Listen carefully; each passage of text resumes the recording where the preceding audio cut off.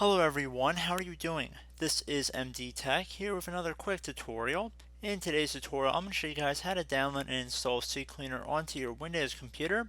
So this should hopefully be a pretty straightforward tutorial, and without further ado, let's jump right into it.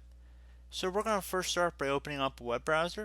It doesn't really matter which one you choose to open. I'm going to open up Google Chrome though. And then once you have a web browser open, you want to navigate over to google.com.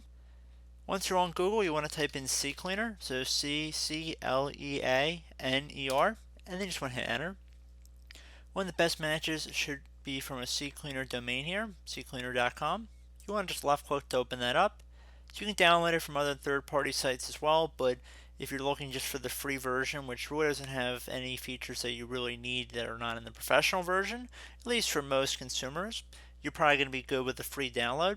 So left click on the free download button here, and then looking at the free column, you want to go down to the bottom until you find the download button. Please again make sure you're selecting the free version unless you want to pay for the professional or professional plus. People seem to disregard that fact and they don't seem to read before they start clicking on download buttons. But we're going to left click on the download button underneath the free version, and it should begin downloading within a few seconds. And the download is only about 10 megabytes, so it's pretty small. Once it's done downloading, I'm just going to left click on the executable once to open it up. You receive a user account control window, left click on yes.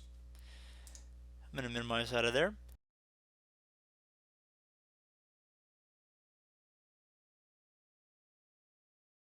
Okay, so at this point you can just left click on the install button, but I would personally recommend if you have any add-ons down here, if you don't want to install Avast free antivirus, you can just uncheck that.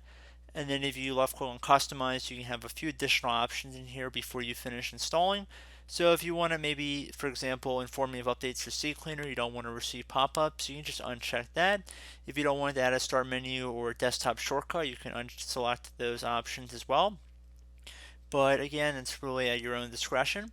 And then once you're done with that, left click on install to finish up the installation here. Once it's done, if you want to view the release notes in a web browser window, you just keep that checked. If not, uncheck it, and then just left click to run CCleaner. And you see we have CCleaner now installed on our computer. So pretty straightforward tutorial, guys. I do hope I was able to help you out. And as always, thank you for watching, and I look forward to catching you all in the next tutorial. Goodbye.